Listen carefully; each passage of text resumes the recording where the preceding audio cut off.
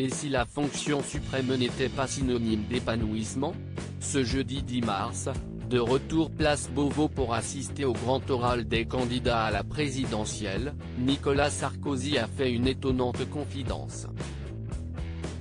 En 20 minutes, je me suis dit, ça y est, je suis de nouveau ministre de l'Intérieur. Je profite de l'absence de Carla, a-t-il plaisanté, comme le rapporte Le Parisien.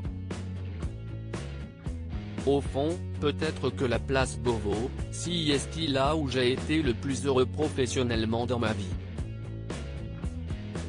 Comme l'ex-ministre de l'Intérieur, d'autres anciens présidents de la République ont été plus heureux lorsqu'ils n'étaient pas à l'Élysée.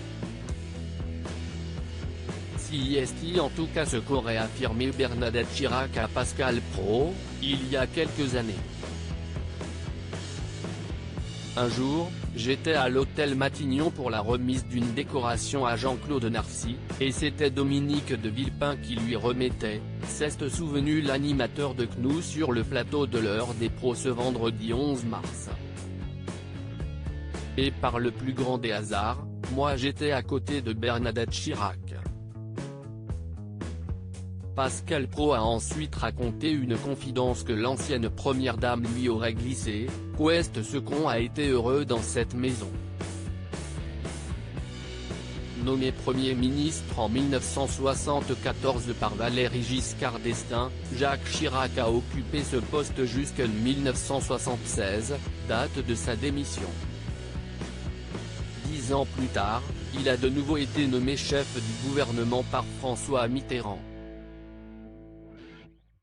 Leur cohabitation aura duré 2 ans, jusqu'au 10 mai 1988. Jacques Chirac était un président pessimiste. Jacques était tellement heureux à Matignon, a continué Bernadette Chirac auprès de Pascal Praud, qui a rappelé que lorsqu'elle lui a fait cette confidence, son époux était déjà devenu président de la République.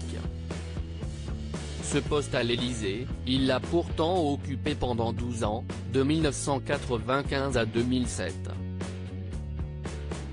Durant ces 2 mandats, il a parfois donné du fil à retordre à ses équipes.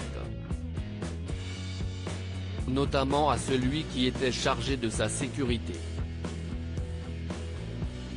Jacques Chirac était assez compliqué parce qu'il n'aimait pas la sécurité, si est quelqu'un qui était fataliste, donc qui partait du principe que s'il devait se passer quelque chose il se passerait quelque chose, confiait Gilles Furigo sur le plateau de 6 à la maison. Après son départ de l'Élysée, Jacques Chirac a profité de sa retraite avant d'être rattrapé par une petite santé et connu des années de lutte contre la maladie. Loading Widget.